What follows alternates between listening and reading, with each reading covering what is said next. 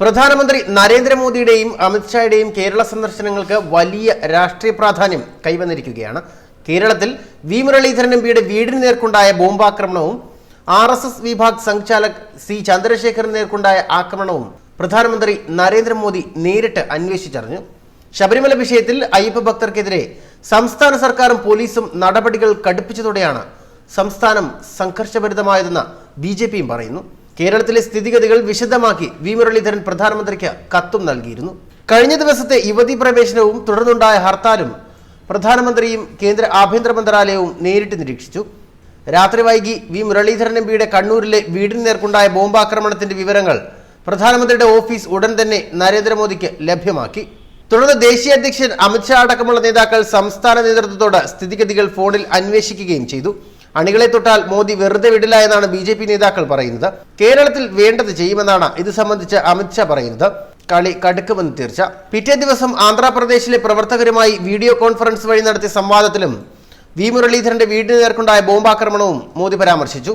അനന്ത്പൂരിലെ ജനസഭയിൽ ആന്ധ്രാപ്രദേശിന്റെ പ്രഭാരിയായ V Muraleedharan പങ്കെടുത്തത് video കോൺഫറൻസിൽ കണ്ട മോദി തൊട്ടടുത്ത ജില്ലയിലെ ആളുകളുമായി സംസാരിക്കുമ്പോഴാണ് കണ്ണൂർ അക്രമങ്ങൾ പരാമർശിച്ചത്.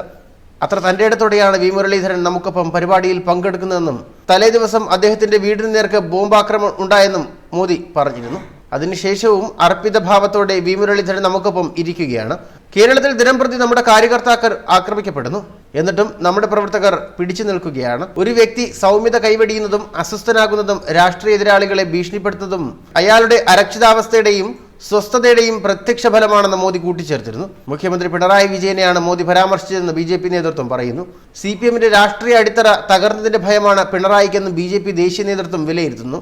ശബരിമല യുവതീ പ്രവേശനത്തിൽ ജുഡീഷ്യൽ അന്വേഷണം വേണമെന്ന് BJP സംസ്ഥാന അധ്യക്ഷൻ PS ശ്രീധരൻപിള്ളയും ആവശ്യപ്പെടുന്നു. ഒരു കൈയിൽ അക്രമവും മറുകൈയിൽ ഭയവുമാണ് CPMന്റേത്. എതിരാളികളെ ഇല്ലാതാക്കാനുള്ള ശ്രമങ്ങളെ നിയമപരമായി ജനങ്ങളെ നിരത്തി പ്രതിരോധിക്കുമെന്നും ശ്രീധരൻപിള്ള പറയുന്നു. വിശ്വാസ സംരക്ഷണത്തിനായി വാദിക്കുന്നവരെ കലാപകാരികളാക്കി ഒറ്റപ്പെടുത്തി ആക്രമിക്കുന്ന രീതി CPM അവസാനിപ്പിക്കണമെന്ന് മുതിർന്ന BJP നേതാവ് P മുകുന്ദനും പറയുന്നു.